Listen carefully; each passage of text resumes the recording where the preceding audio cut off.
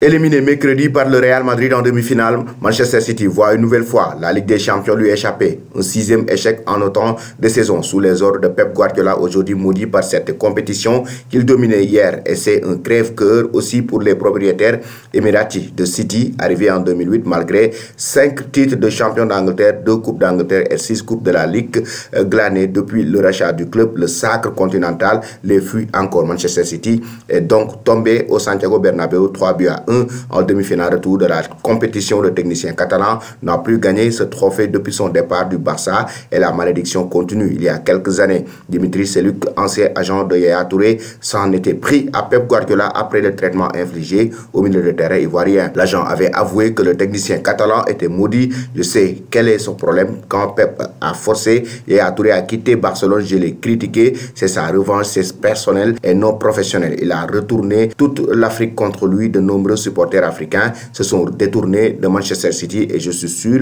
que de nombreux charmants africains à l'avenir ne permettront pas à Guardiola de remporter la Ligue des Champions. Ce sera pour Guardiola une malédiction africaine. La vie montrera que j'ai raison, a d'abord déclaré Dimitri Seluk. Pourquoi devrais-je m'excuser quand ma seule faute a été de dire la vérité? Lorsque Yaya Touré a été sorti de l'équipe pour la Ligue des Champions, j'ai appelé Pep. Je voulais lui demander des explications, mais il ne m'a pas rappelé. Il faut que tout le monde se rende compte que Pep Guardiola ne cherche pas d'excuses. La question est plutôt de montrer le Cheikh Mansour, propriétaire du club, et les fans de City contre un joueur qui adore le club. Je demandais cet été à City s'ils voulaient que Yaya Touré parte et ils m'ont dit qu'il faisait partie du projet. Il est maintenant clair que ce n'était pas la vérité. Je pense que l'idée était d'humilier Yaya et tous les joueurs qui ont fait l'histoire de Manchester City ces 6 dernières années. Yaya n'est pas le seul. Joe Hart et Samir Nasri ont aussi payé car ils ont de grosses personnalités. Pep ne veut pas travailler avec des hommes. Il veut travailler avec des joueurs qui ne sont pas des jeunes parce qu'il peut les contrôler